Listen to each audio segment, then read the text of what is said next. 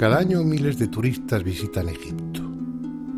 Unos lo harán por primera vez, atraídos por sus pirámides y templos, deseando conocer los restos de una espléndida cultura milenaria de la que tanto han oído hablar.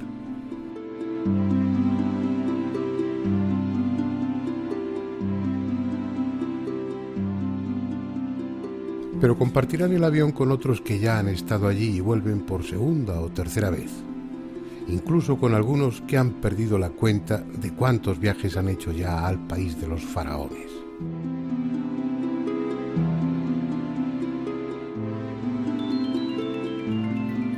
¿Qué razones hay para que Egipto ejerza esa fascinación sobre el viajero? En realidad tantas como se quiera. Historia, grandiosidad, romanticismo, misterio, pero sobre todo el sentimiento de que allí hay algo oculto, algo por descubrir, un secreto que ni arqueólogos ni historiadores han podido desvelar y que incomprensiblemente tiene que ver con nosotros, con cada uno de los que vamos. Es como si el antiguo Egipto nos perteneciese y nosotros le perteneciésemos a él.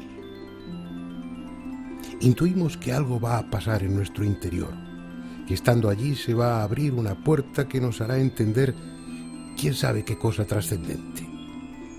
Más que de una visita, se trata de un reencuentro, de un regreso.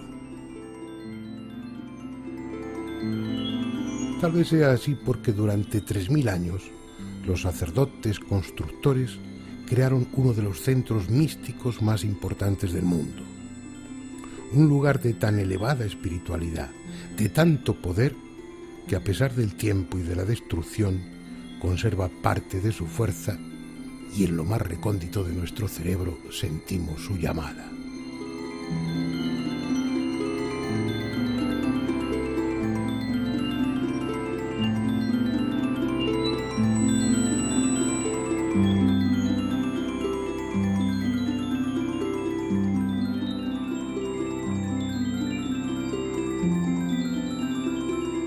Una llamada a la que no supo resistirse un hombre cuya tumba, en el cementerio londinense de Putney Vale, vamos a visitar.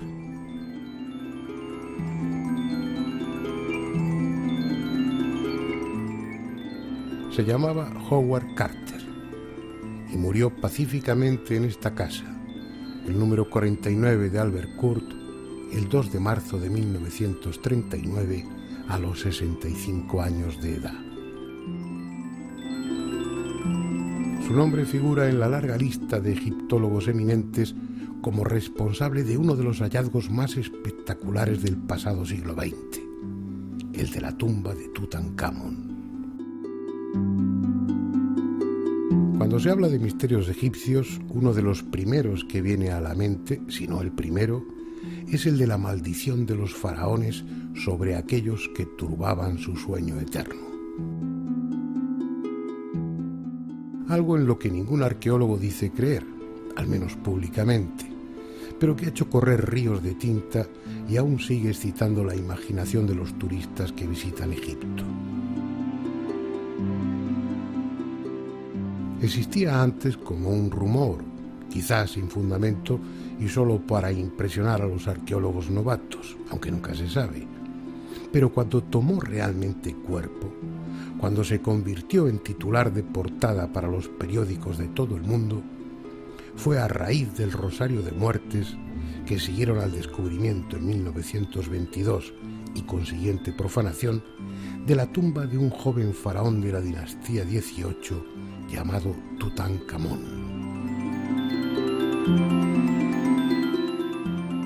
Este es el escenario, un valle calcinado y polvoriento al otro lado de las colinas de Deir el-Bahari, conocido como el Valle de los Reyes. Fue el faraón Tutmosis I hace unos 3500 años el que tomó la iniciativa de ser enterrado aquí en una tumba subterránea, con la esperanza de que oculta bajo la arena no fuese profanada. Los siguientes faraones secundaron la idea y el valle se convirtió en necrópolis real. aunque lo cierto es que las tumbas eran saqueadas igualmente y a veces casi inmediatamente después de haberse celebrado las exequias.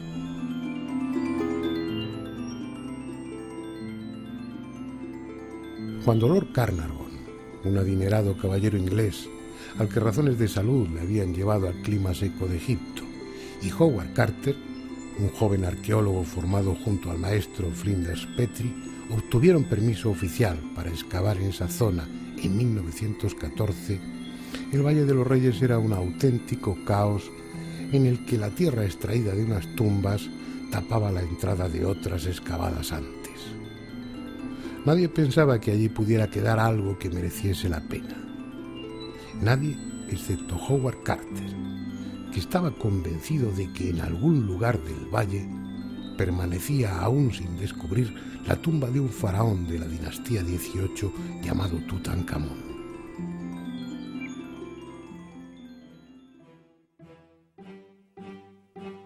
Estalló la Primera Guerra Mundial y los trabajos tuvieron que aplazarse, pero por fin en 1917 Carter comenzó a excavar y a acumular decepciones.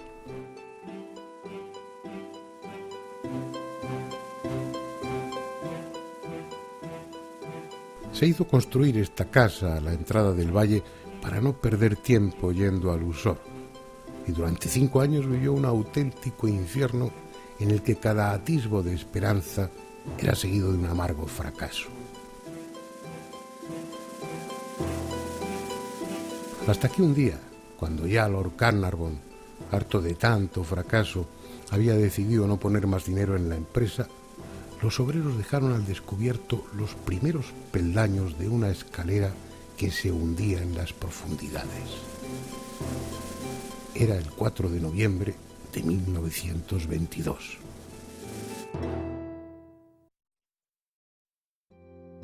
El destino había querido compensar tanto esfuerzo haciendo realidad el sueño de aquellos 2 hombres, porque libres de tierra y escombros, los 16 escalones descubiertos descendían hasta la ansiada tumba. Una tumba que, contra todo pronóstico, tenía sus sellos intactos, lo que significaba, como Carter imaginara, que no había sido violada. La piqueta abrió un agujero y la luz de la linterna dejó ver un heterogéneo montón de objetos entre los que no faltaba el brillo del oro. Todo estaba en desorden, pero aparentemente no faltaba nada del ajuar funerario. La conclusión lógica, que después se confirmó, era que la tumba fue profanada, pero por suerte los saqueadores habían sido sorprendidos en plena tarea y los sacerdotes se limitaron a sellar de nuevo la tumba sin ordenar los objetos. Tanto daba. La cantidad y calidad de aquel tesoro depositado para que el faraón se sirviese de él en el otro mundo superaba todo lo imaginable. Camas, mesas, sillas, carros de guerra, armas, ropa, cosméticos, alhajas, estatuas, 1000 objetos preciosos para la historia y de un valor material incalculable por la abundancia del oro. Jamás una tumba egipcia había proporcionado a arqueólogo alguno tal premio a su constancia y tanta fama.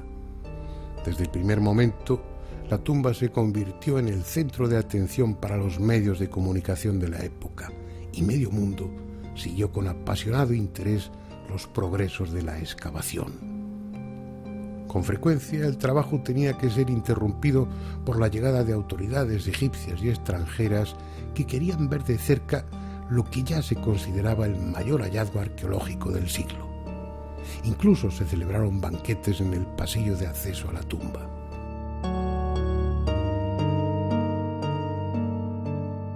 Con orden y método, las piezas fueron retiradas una a una, convenientemente embaladas y luego almacenadas para su oportuno estudio. Fue una tarea lenta, pero al fin la antecámara quedó despejada y la pared que daba acceso a la cámara funeraria, con sus sellos intactos, pudo ser derribada. Dentro, ocupando casi toda la cámara una enorme capilla dorada cubierta de símbolos funerarios. Al abrir sus puertas, vieron que en su interior había otra algo más pequeña, y dentro de esta otra, que abierta dejó ver una cuarta y última capilla dorada.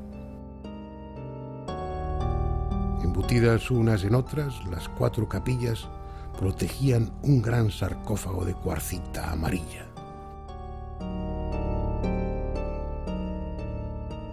Levantada su tapa, apareció un féretro con la imagen del faraón, que una vez abierto dejó ver otro dentro de él y abierto este otro más.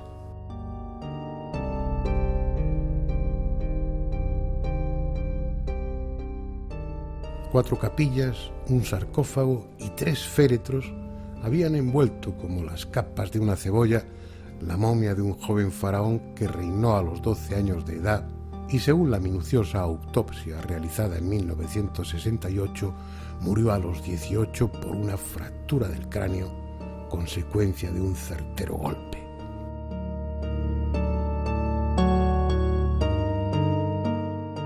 Hijo, yerno y probablemente hermano de Akenatón, el célebre faraón hereje que estableció como dios único a Atón, simbolizado por el sol, el joven Tutankamón, adecuadamente manipulado por su suegra, la bella Nefertiti, y otros personajes de la corte, volvió a establecer el culto tradicional a Amón, con lo que la poderosa casta sacerdotal recuperó su influencia. Y cuando ya no era necesario, lo asesinaron discretamente. Eso sí, llenando su tumba con un fabuloso tesoro por la labor prestada. Pese a tan valiosas ofrendas, es de suponer que en el otro mundo el espíritu de Tutankamón no estaba muy satisfecho y que su cólera, encerrada durante 32 siglos, libre a medida que caían las paredes de la tumba, buscó venganza en aquellos que habían turbado su reposo. Eso es lo que pensaban los obreros, y a lo que atribuyeron el que una cobra devorase en su jaula al canario de Howard Carter que tanto apreciaba. Un siniestro aviso que se vio confirmado cuando el 5 de abril de 1923 murió en extrañas circunstancias el propio Lord Carnarvon y poco después Arthur Mace, del Museo Metropolitano de Nueva York, que inicialmente había participado en la excavación. Ya no eran solo los obreros, los periodistas también empezaron a hablar de una maldición. Y como si los hechos quisieran confirmarlo, Georges Benedict, del Museo del Louvre, moría súbitamente junto a la entrada misma de la tumba. Pero solo era el principio. En los 7 años siguientes, más de 25 personas relacionadas directa o indirectamente con la profanación de la tumba murieron. Unas de muerte aparentemente natural y otras en absurdos accidentes o por suicidio. Pasado ese tiempo y satisfecha su sed de venganza, el espíritu de Tutankamón descansó al fin tranquilo. Al menos eso es lo que muchos piensan. Naturalmente, tal maldición es más que discutible. Ni siquiera puede hablarse de algo que emponzoñase el aire estancado de la tumba, ni esporas de hongos, ni gérmenes, ni veneno pulverizado, porque las muertes se debieron a las circunstancias más variadas. Lo lógico es atribuir esa acumulación de muertes a la funesta casualidad y a la exageración de los periodistas. Sin embargo, una de ellas, la primera, precisamente la de Lord Carnarvon, estuvo rodeada de tantas circunstancias misteriosas que uno tiende a pensar si al final de todo no es posible que tal maldición existiese. No se sabe de qué murió, porque aunque su certificado de defunción figure la neumonía como causa, lo cierto es que se habló de la picadura de un mosquito o de una septicemia producida tras un corte al afeitarse. En textos más recientes se afirma incluso rotundamente que murió de histoplasmosis. Pero esa enfermedad, producida por el Histoplasma capsulatum, es una enfermedad de curso crónico, y Lord Carnarvon murió en 8 días. Fuese cual fuese la causa de su muerte, lo cierto es que cuando estaba devorado por la fiebre en su habitación del Hotel Continental Savoy, pronunció en varias ocasiones lleno de pavor que un pájaro le estaba arañando la cara. Algo aparentemente absurdo, pero que sí tiene sentido, porque durante el primer periodo intermedio en el Antiguo Egipto estaba extendida una maldición para los profanadores de tumbas que decía exactamente esto: el pájaro Nekbek destrozará con sus garras el rostro de quienes profanen una tumba. ¿Casualidad? Tal vez, pero no es la única frase extraña que pronunció. Unos instantes antes de morir, dijo algo parecido a «he oído su voz y le sigo». Bueno, no son estas las únicas casualidades que hacen de la muerte de Lord Carnarvon algo muy especial, como ahora veremos. A la 1:45 de la madrugada del 5 de abril de 1928, Lord Carnarvon expiraba. Y en ese preciso instante todo el Cairo quedó a oscuras. Un apagón que duró 5 minutos y que hoy, 80 años después, nadie ha podido explicar cómo se produjo y mucho menos cómo se arregló solo. Y otra casualidad, cuando Lord Carnarvon fallecía, más o menos a la misma hora, en su casa natal en Inglaterra, a miles de kilómetros de distancia, su perra Fosterrier Susan empezó a aullar lastimeramente y cayó muerta, como fulminada. Lo mejor es no creer en las maldiciones pese a todo y atribuir estos extraños sucesos a los misterios que hay en esa tierra extraña. Pero como queda tiempo, vamos a referirnos a algunos más de esos misterios. Este es un río singular. Está tan cargado de leyenda, se ha acumulado a sus orillas tanta historia, que no hay otro río en el mundo que pueda comparársele. Los griegos le dieron el nombre de Crisonoas. Para los árabes era sencillamente Bahr, el mar. Hoy todos le conocen como el Nilo. Pero hubo un tiempo en que tuvo la categoría de un dios. Hace de eso muchos siglos. Hapi, que tal era entonces el nombre de este río, fertilizaba periódicamente una estrecha faja de tierra a ambas orillas y daba con ello sustento a una de las culturas más prodigiosas que ha conocido este planeta. Sus aguas fueron tan vitales para el viejo Egipto como lo es la sangre para los seres vivos. Lento y majestuoso en la última parte de su recorrido, fue también el camino por el que las barcazas trasladaron las piedras talladas para los templos y las mercancías con las que comerciaban con otros pueblos del Mediterráneo: fenicios, chipriotas, sirios y sobre todo griegos.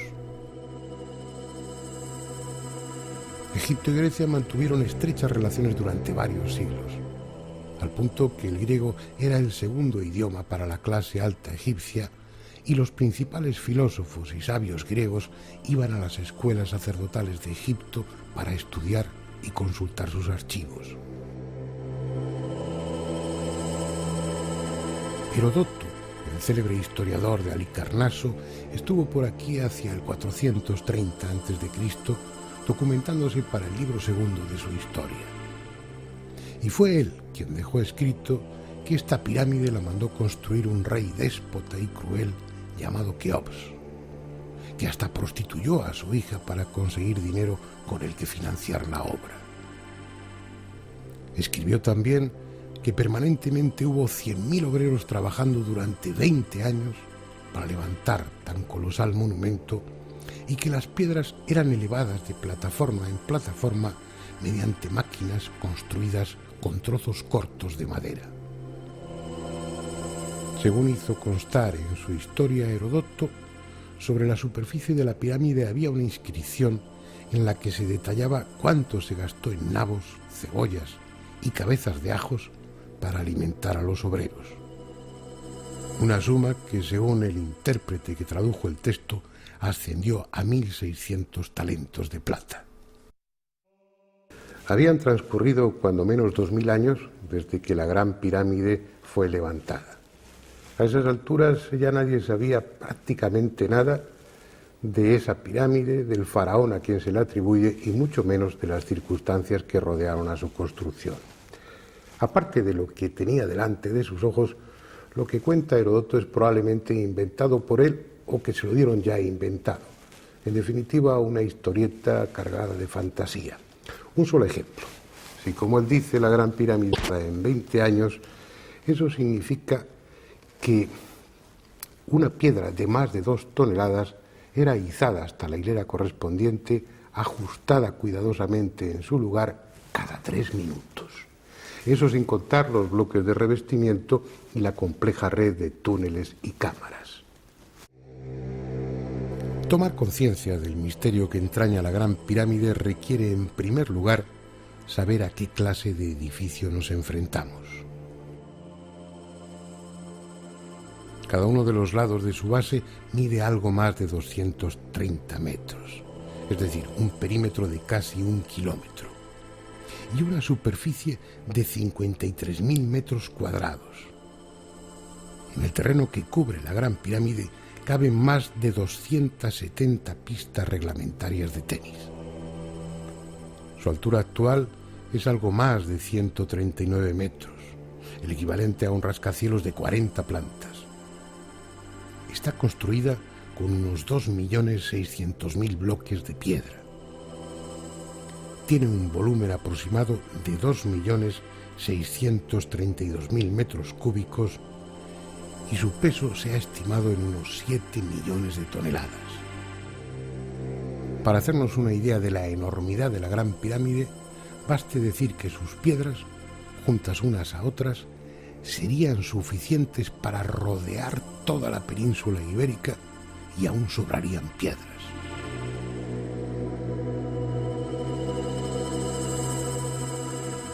Estamos pues ante una construcción de dimensiones colosales, el mayor edificio que jamás se haya construido en el mundo. Lo insólito, lo incomprensible, es que sus constructores, hace 4.500 años o más, lo hicieron con mayor rigor, con muchísima más precisión de la que ahora, con todos nuestros medios técnicos, somos capaces.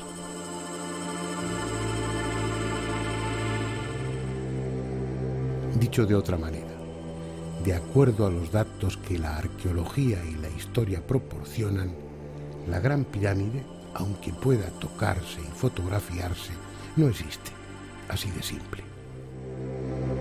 Veamos, por ejemplo, el cierre poligonal y la suma angular de la base.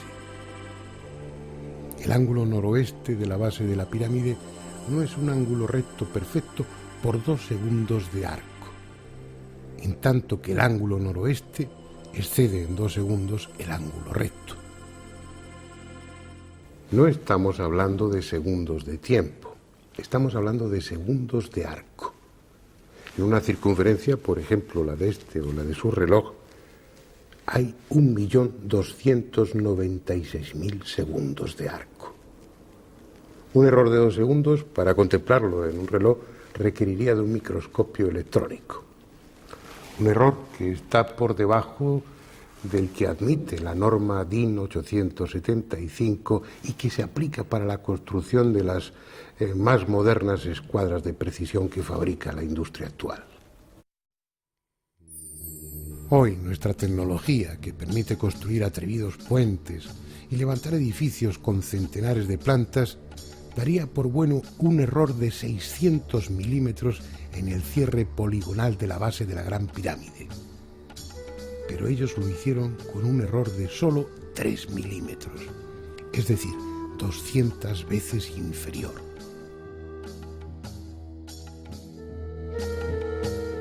En la suma angular, la arquitectura actual también consideraría válido para un edificio así un error de 600 segundos de arco. Ellos lo hicieron con un error de 4 segundos, 150 veces menos.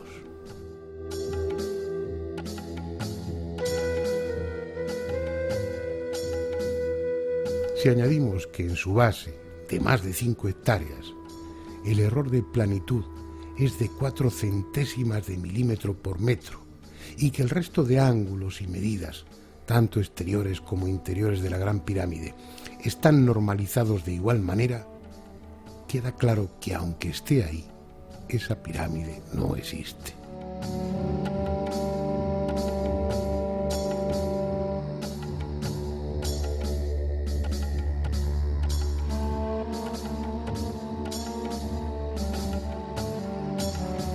No puede existir, porque ahora, con nuestros teodolitos de alta precisión, niveles ópticos, cintas no dilatables, termómetros de Beckman, etcétera, etcétera, nos veríamos en apuros para conseguir esa exactitud en medidas y orientación. Y según lo que la arqueología y la historia saben de la Cuarta Dinastía, supuestamente la responsable de las pirámides de Giza, desconocían la rueda, carecían de instrumentos ópticos y medían prácticamente a ojo. Con esos medios es absolutamente imposible que se construyese la Gran Pirámide.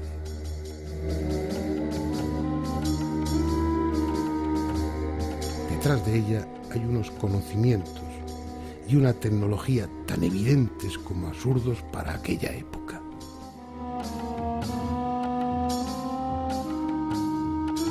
Cada uno de los bloques de revestimiento que se conservan es en sí mismo una hazaña técnica. Tienen un error de 2 centésimas de milímetro por arista. Por 60 micras, sus 3 metros cuadrados de superficie no son planos perfectos. Y en los ángulos diedros formados por sus caras, el error es de 5 segundos de arco. Son prismas tallados con tanta exactitud y perfección como las lentes de un telescopio. Para conseguirlo, hoy se requieren láminas de media onda, interferómetros de luz monocromática y otros sofisticados aparatos. Sin embargo, ellos lo consiguieron hacer con bloques de 16 toneladas y tallaron alrededor de 25.000. Disparatado, inconcebible e innegable, porque están ahí. El problema que plantea la Gran Pirámide es que no hay posibilidad de atribuir la exactitud de sus medidas y de su ejecución a la casualidad. Está planificada y construida con la misma o mayor precisión que cualquiera de nuestros satélites puestos en órbita, con la diferencia de que pesa 7 millones de toneladas y tiene 4.500 años de antigüedad. Sin caer en los excesos de los piramidólogos de hace un siglo, la presencia indiscutible en sus proporciones de constantes matemáticas como pi o el número áureo phi, pasando por orientaciones y correspondencias astronómicas exactas, así como el desarrollo y solución de cuestiones geométricas complejas, conducen a una sola y posible conclusión. Quienes hicieron los planos y ejecutaron la obra eran científicos en el sentido más elevado y actual del término, dotados de instrumentos y herramientas equiparables a los de ahora, aunque no se haya encontrado ni rastro de ellos.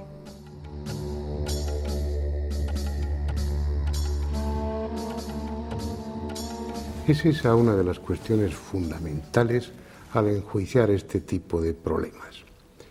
Los arqueólogos se basan en hallazgos materiales, en evidencias arqueológicas. Si entre las ruinas no se encuentran restos de aparatos ópticos o de lentes y no aparecen representadas en ningún sitio, es que los hombres antiguos no las poseyeron. Pero por otro lado está la evidencia tecnológica. Si nos encontramos con realizaciones que solo son posibles utilizando sofisticados aparatos ópticos, es que los tuvieron, aunque no hayan aparecido. Estamos equivocados cuando aplicamos al pasado nuestro concepto de la sociedad actual. El conocimiento fuese cual fuese su alcance, estaba reservado a unos pocos, a los que pertenecían a determinados niveles de la casta sacerdotal y a los escribas de más alto rango.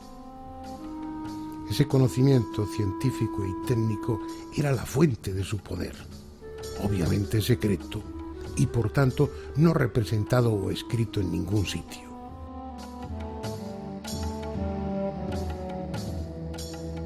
Eso es hasta tal punto cierto en el Antiguo Egipto que técnicamente hubo lo contrario a una evolución, hubo una involución.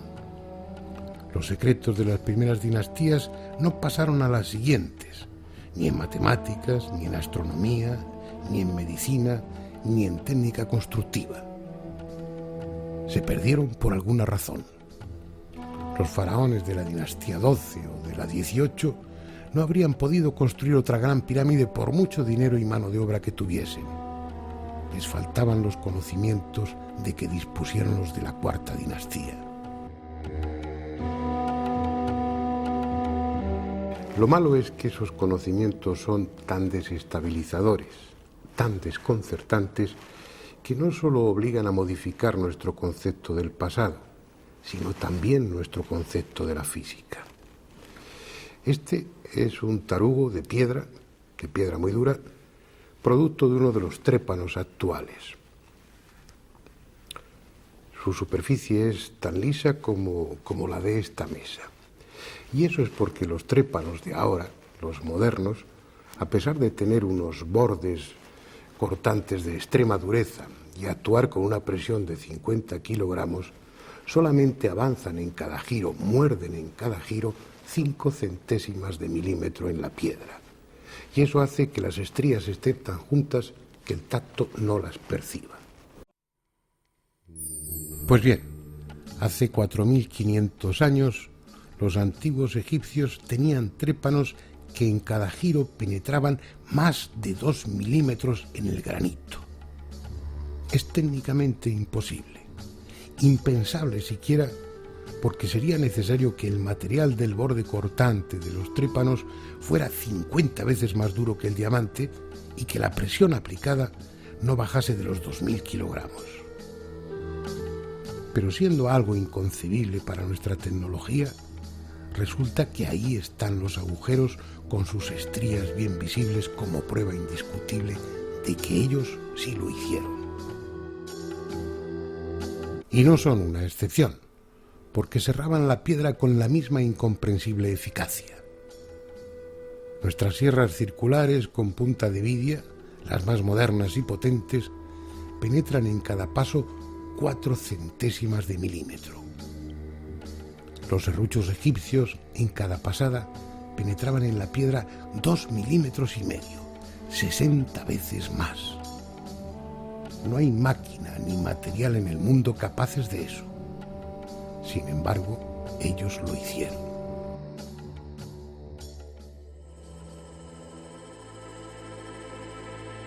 Misterios sin solución posible que hacen aún más sugerente esta cultura de templos grandiosos y arte exquisito. Lo que queda de ella despierta admiración y respeto. Pero si el viajero sabe observar, encontrará a cada paso motivo también para el desconcierto.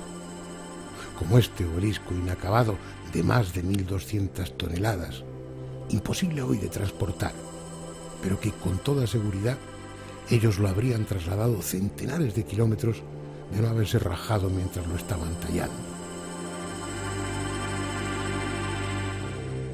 Las milenarias ruinas del antiguo Egipto, espléndidas y monumentales, están ahí. Pero el secreto, el auténtico secreto de aquellos constructores, permanece aún sin descubrir.